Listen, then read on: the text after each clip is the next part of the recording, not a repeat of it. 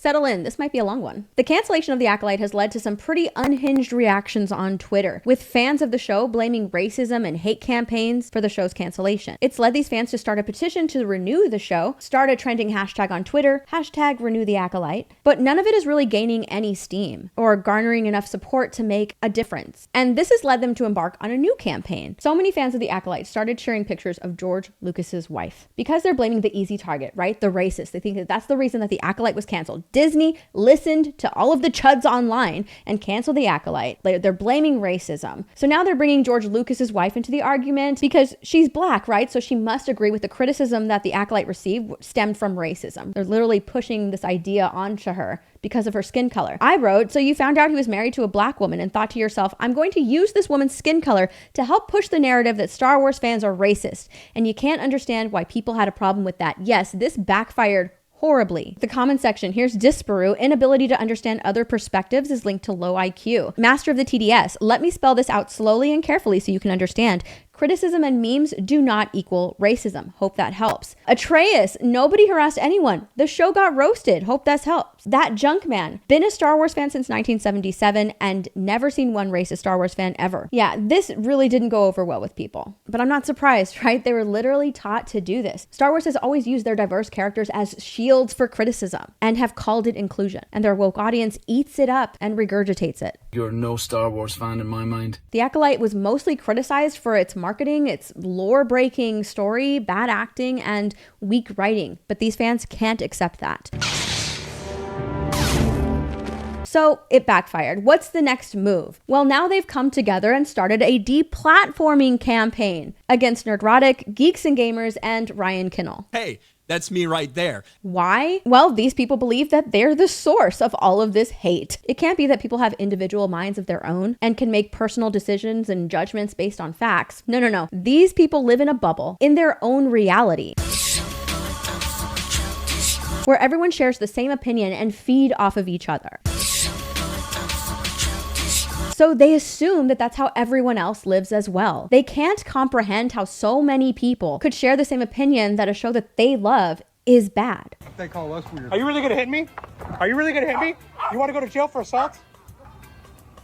So it must be the influence of these men. But why these men in particular? There have been many channels and YouTube accounts, mine included, who have been outspoken and critical of The Acolyte for its lack of creativity and blandness. Well, Nerdrotic has over 1 million subscribers, is a longtime fan of Star Wars, and shares his incredible wealth of knowledge on many IPs and Hollywood in general, and well thought out and entertaining videos. Jeremy has a very large channel and started out liking the direction of Star Wars. He was a fan of The Force Awakens when it came out and said multiple times that he was excited for The Last Jedi when he saw the trailer. This is going to be my very first ever reaction to any type of trailer, but it's going to be for a special one, and that is The Last Jedi. Unfortunately, Rian Johnson decided to attack the fans and make a mockery out of Luke Skywalker.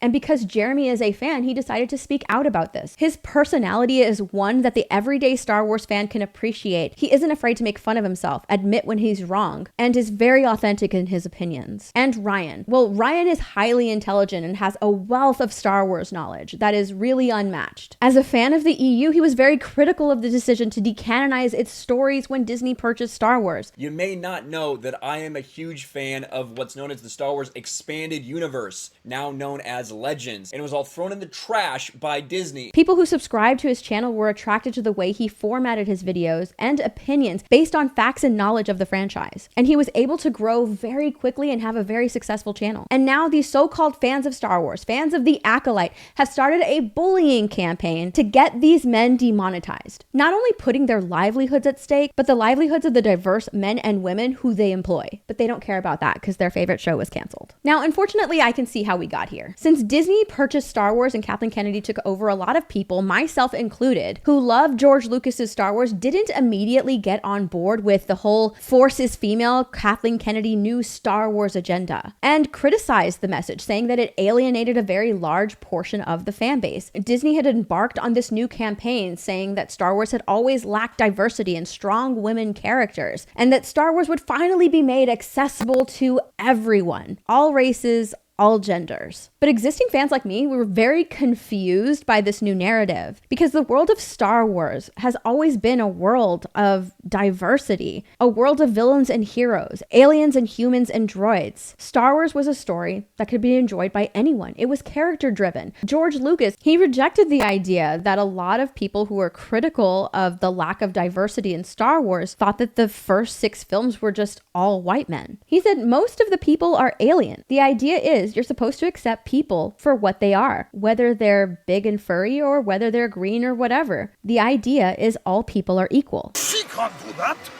Shoot her or something. It wasn't like it is today, agenda driven, where casting is based on gender and diversity, and anyone who spoke out about it or even questioned it were labeled misogynist, racist, sexist, and incels. Among these voices who spoke out about it were Gary, Jeremy, and Ryan. They were told that they were wrong and to move on from George Lucas's Star Wars and accept the new Disney era Star Wars made for modern audiences, or if you don't like it, don't watch it. Well, that's what people did with The Acolyte, right? They didn't watch it, but it doesn't mean that they can't talk about it, that they can't give their opinion. There are literal commentary channels on YouTube whose sole purpose of the channel is to provide an opinion, whether you agree with them or not. The Acolyte didn't fail because of racism, despite what media outlets and Disney shills will have you believe. Like any movie or TV show, it is the job of the creator to sell audiences on the show that they're putting out. They need to pull you in and get you to watch the show because it needs an audience in order to be successful. That's what a marketing campaign and trailers are for. Marketing for a movie or TV show, it begins before production even starts. Marketing is very important, and The Acolyte failed in this aspect. People have told me that it's the gayest Star Wars, and I frankly...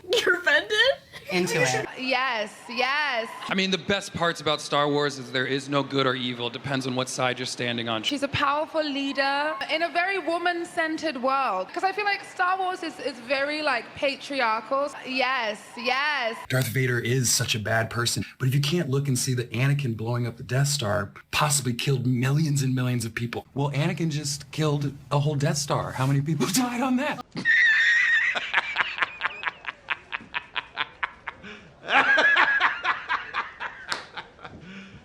You serious? Marketing is very important, and The Acolyte failed in this aspect. And then there's the trailer, right? Because the narrative is that the trailer was review bombed by all of these Acolyte haters. A trailer is key for a show's success. That is very, very true. Unfortunately, the marketing was so poor for this show, and the cast and the team around The Acolyte made it very clear that this show wasn't for all Star Wars fans. Star Wars is very, like, patriarchal, so it was kind of cool to have like this sort of woman-centered figure. The trailer ended up reflecting that as well. It failed to please and pull in a large audience because it wasn't made for them. People have told me that it's the gayest Star Wars, and I frankly... You're offended? Into it. So the show finally releases, and once again, it fails to pull in a large audience. It gets roasted on social media, and then the lead actress blames racism and puts out a diss track to own the Star Wars fans who are critical of the show. And all of that led to the show's cancellation. But no, that can't be the reason, right? It's gotta be Gary, Jeremy, and Ryan.